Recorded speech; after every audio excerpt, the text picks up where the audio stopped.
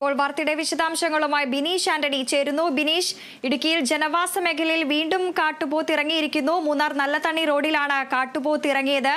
ജനങ്ങൾക്ക് ആശങ്ക നിലനിൽക്കുന്ന ഒരു സാഹചര്യമാണോ? വിശദാംശങ്ങൾ.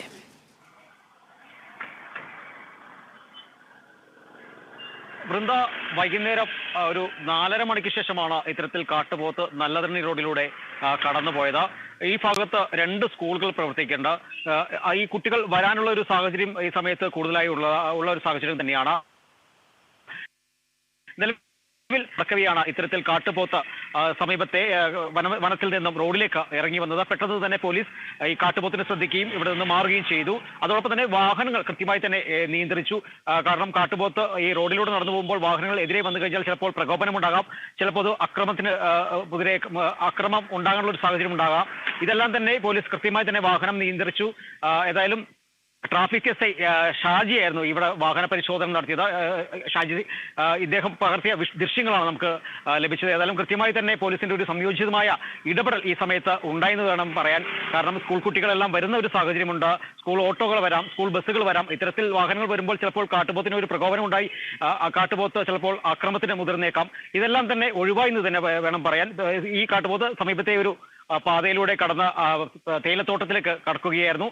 ഇതേ കാട്ടുപോത്ത് തന്നെയാണ് കഴിഞ്ഞ ദിവസം മൂന്നാർ ടൗണിലടക്കം ഇറങ്ങിയത്. നല്ലതണ്ണി മേഖലയിൽ ഇറങ്ങി, നല്ലതണ്ണി ടീ മ്യൂസിയത്തിന് സമീപം ഇറങ്ങി. വിനോദസഞ്ചാരികൾ നിരവധിയുള്ള ഒരു സ്ഥലം തന്നെയാണ് ഈ ടീ മ്യൂസിയം. ഇവിടെ പകലിറങ്ങിയപ്പോൾ തന്നെ സഞ്ചാരികൾ ഈ കാട്ടുപോത്തിനെ കണ്ടതോടെ ചിതറി ഓടുകയായിരുന്നു. ഏതായാലും ഇതേ കാട്ടുപോത്ത് തന്നെയാണ് ഈ മൂന്നാർ ടൗണിലും ഇറങ്ങിയത്. ഏതായാലും ഈ കാട്ടുപോത്തിന്റെ ഒരു സാന്നിധ്യം സ്ഥിരമായി തന്നെ ഇപ്പോൾ ജനവാസ മേഖലയിൽ കണ്ടു തുടങ്ങിയിട്ടുണ്ട്.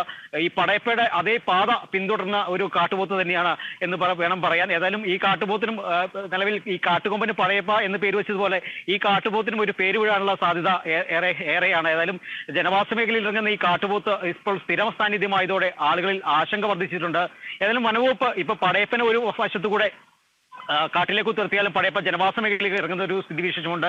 അതേ പാത തന്നെയാണ് ഇപ്പോൾ ഈ കാട്ടുപോത്ത് പിന്തുടരുന്നത്. കഴിഞ്ഞ ദിവസം ടൗണിൽ ഇറങ്ങിയപ്പോൾ തന്നെ വനപാലകർ ഈ കാട്ടുപോത്തിനെ തുരത്തിയതാണ്. എന്നാലും വീണ്ടും ജനവാസ മേഖലയിലേക്ക് ഇറങ്ങുന്ന ഒരു സാഹചര്യം തന്നെയാണ് നിലവിലുള്ളത്. ഏതായാലും കാട്ടുപോത്ത് ഇറങ്ങി വളരെ ശാന്തനായി തന്നെ തേയിലത്തോട്ടത്തിലേക്ക് കടന്ന് ഇപ്പോൾ വനത്തിലേക്ക് കടന്നിട്ടുണ്ട്. വീണ്ടും ഇറങ്ങാനുള്ള സാധ്യത കാണുന്നുണ്ടെന്ന് തന്നെയാണ് ആളുകൾ പറയുന്നത്. വൃന്ദ, ബിനീഷാണ് വിവരങ്ങൾ പങ്കുവച്ചത്.